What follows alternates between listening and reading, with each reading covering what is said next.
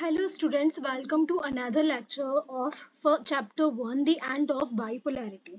ठीक है, last chapter में हमने देख लिया था कि क्या कॉन्सिक्वेंसेस हुए डिसइंटीग्रेशन के, यूएसएसआर के डिसइंटीग्रेशन के कॉन्सिक्वेंसेस क्या थे, प्लस हमने देखा था what was shock therapy as well as objectives देख लिए थे। आज हम देखेंगे हमारे इस वीडियो में कॉन्सिक्वेंसेस क्या रहे शॉक थेरेपी के। ठीक है, शॉक थेरेपी के क्या रिजल्ट रहे। हमने देखा था कि शॉक थेरेपी क्या था। शॉक थेरेपी एक रैपिड क्या था, रैपिड ट्रांजिशन था। ठीक है, क्या था, एक रैपिड ट्रांजिशन था किसमें, सोशलिस्ट से कम्युनिस्ट सिस्टम की तरफ। ठीक है, हमने सोशलिस्ट सिस्टम से कम्युनिस्ट सिस्टम की तरफ लेकर गए थे। अब हम देखते हैं कि शॉक थेरेपी के कॉन्सिक्वेंसेस क्या थे। ठीक है, कहां पर हुआ था ये भी हमने देखा था, रशिया में, सेंट्रल एशिया में एंड ईस्टर्न यूरोप में। ठीक है, किसने किया था, वर्ल्ड बैंक ने एंड आईएमएफ ने। ठीक है, मतलब इंड्यूस किया था इन दो चीजों ने, बाकी करवाया तो किसने था, यूएसए ने, या फिर कह लो वेस्टर्न यूरोपियन कंट्रीज ने। अब कॉन्सिक्वेंसेस क्या निकलेंगे, इकोनॉमिक कोलैप्स। तो पहला कॉन्सिक्वेंस क्या आएगा शॉक थेरेपी का कि भाई क्या हो गया यहाँ पर, इकोनॉमिक कोलैप्स हो गया। कैसे हो गया इकोनॉमिक कोलैप्स, ये शॉक थेरेपी जो थी वो फेल हो गई। क्या, किस चीज पे फेल हो गई, इसका प्रॉमिस था, प्रॉमिस्ड इसने करा था प्रॉस्पेरिटी को प्रॉमिस किया था, बट ये नहीं दे पाई प्रॉस्पेरिटी। ठीक है, फेल हो गई किसको, क्या करने में, प्रॉस्पेरिटी देने में। ठीक है, it cost severe economic decline in many post communist countries. जो पोस्ट कम्युनिस्ट कंट्रीज थी, ये जो 15 रिपब्लिक्स थे जो डिसइंटीग्रेट हो गए थे यूएसएसआर से और बन गए थे इंडिपेंडेंट स्टेट्स, इंडिपेंडेंट कंट्रीज, वो क्या, उसमें क्या हो गया, इकोनॉमिक डिक्लाइन आ गया, सिवियर इकोनॉमिक डिक्लाइन आ गया। क्यों आया, क्योंकि हमने अभी देखा डेफिनेशन शॉक थेरेपी की याद करो कि that shock therapy was the rapid transition.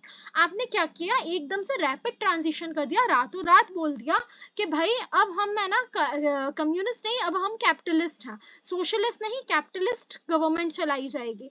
भाई टाइम देते, ग्रेजुअल चेंज होना चाहिए, नॉट द सडन चेंज। ठीक है, रैपिड नहीं होना चाहिए। Russia state controlled industries nearly collapsed. Russia की जो स्टेट ओन्ड इंडस्ट्रीज थी वो क्या हो गई, वो कोलैप्स होने की कगार पे आ गई, इतना ज्यादा हो गया। अब देखते हैं next, privatisation and industrial decline. Privatisation हुआ और इंडस्ट्रियल डिक्लाइन हुआ। कैसे, around 90% of the state industries in Russia were privatised. आपने क्या किया, जो 100% इंडस्ट्रीज जो क्या थी, गवर्नमेंट ओन्ड थी, ठीक है, पब्लिक थी, उसको आपने प्राइवेट कर दिया 90% इंडस्ट्रीज को। ठीक है, आपने क्या किया, many valuable industries were sold at very low prices. जो बहुत सारी इंडस्ट्रीज थी, वैल्यूएबल इंडस्ट्रीज थी, उनको क्या कर दिया, लो प्राइजेस पे सेल कर दिया गया। Largest garage sale in history. ठीक है, लार्जेस्ट सेल थी ये हिस्ट्री की अगर देखा जाए तो, लो प्राइजेस में सेल कर दिया। क्या हुआ, गवर्नमेंट, अब जैसे मान लीजिए रेलवे था, हमने थोड़े टाइम पहले न्यूज में सुना होगा आप लोगों ने कि जो रेलवे है उसके है ना कुछ स्टेक्स क्या कर रही है, इंडियन गवर्नमेंट प्राइवेटाइज कर रही है, प्राइवेट कंपनीज को उसमें ओनरशिप दे रही है। ठीक है, तो बहुत सारी ऐसी जो पब्लिक सेक्टर मतलब है ना बॉडीज हैं, उनको इंडिया क्या कर रहा है, धीरे धीरे प्राइवेटाइज कर रहा है। यहाँ पर क्या हो गया कि एकदम से रैपिड, ठीक है, रैपिड चीज हो रही है।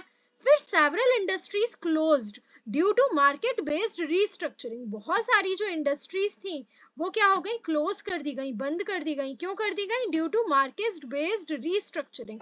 मार्केट की जो रीस्ट्रक्चरिंग करी गई है उसकी वजह से दोबारा से जो स्ट्रक्चर बनाया गया है, या फिर कह लो मार्केट बेस्ड, यानी कि पहले क्या था, पहले था गवर्नमेंट ओन्ड।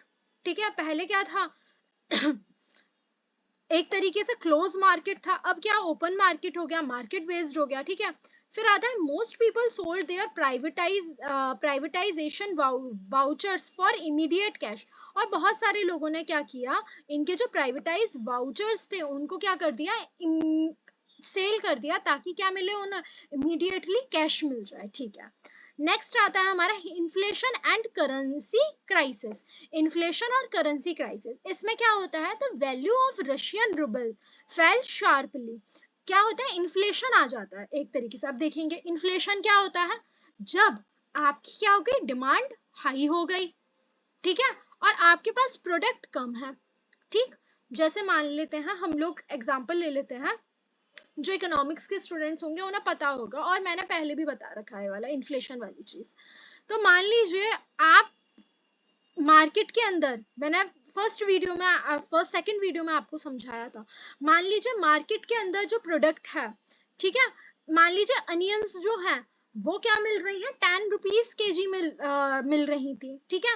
अब 1 केजी अनियन का प्राइस था 10 रुपीज केजी, और बहुत सारे लोग उस अनियन को लेने के लिए आ रहे हैं, डिमांड बढ़ गई अनियन की। तो जैसे ही डिमांड बढ़ती है, जैसे ही डिमांड बढ़ती है, ये डिमांड इंक्रीज हो जाती है, ठीक है। डिमांड इंक्रीज होगी, जैसे ही डिमांड इंक्रीज होगी वैसे ही प्राइस भी बढ़ जाएगा, वैसे ही प्राइस भी बढ़ जाएगा। क्यों बढ़ जाएगा प्राइस?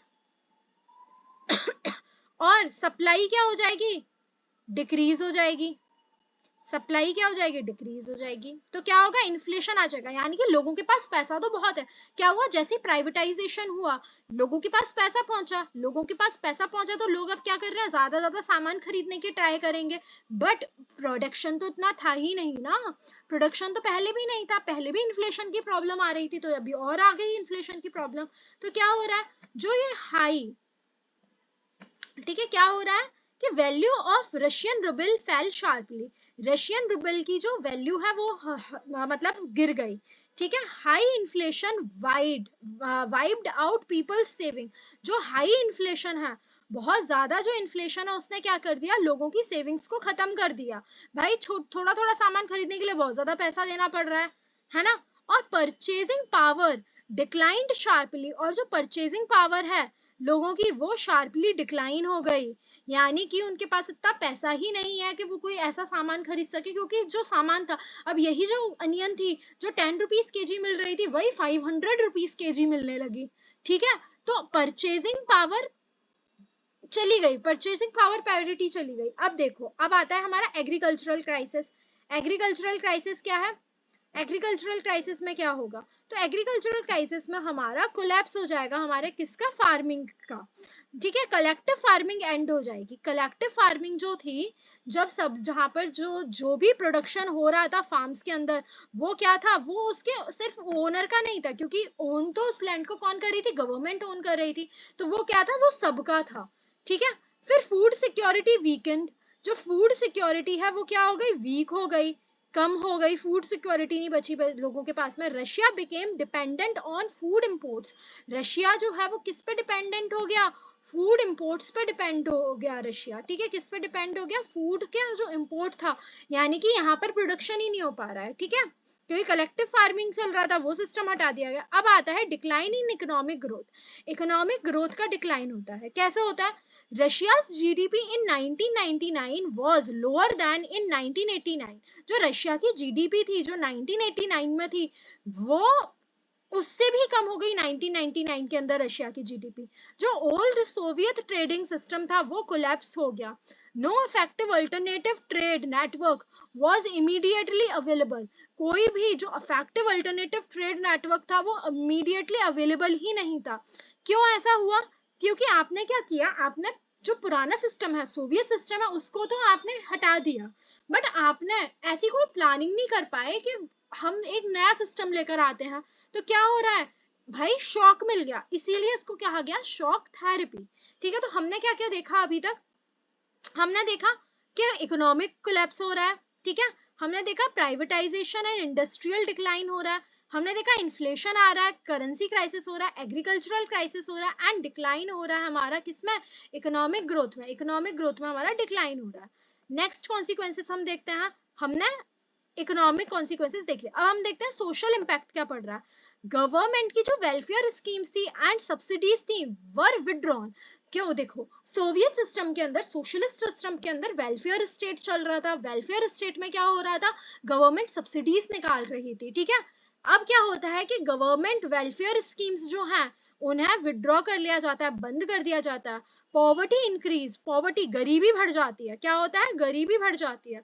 जो मिडिल क्लास है बिकेम वीकर, ठीक है, मिडिल क्लास वीक हो गए, जो मिडिल क्लास के लोग थे वो वीक हो गए, and many educated professionals and intellectuals migrated abroad, brain dead होने लगा भाई यहाँ पर। इन लोगों को, प्रोफेशनल्स को, इंटेलेक्चुअल्स को क्या नहीं मिल रहा, एम्प्लॉयमेंट नहीं मिल रहा है, वो अनएम्प्लॉयड हो गए, वो कहाँ चले गए, एब्रॉड जाने लगे, तो ब्रेन ड्रेन हो गया।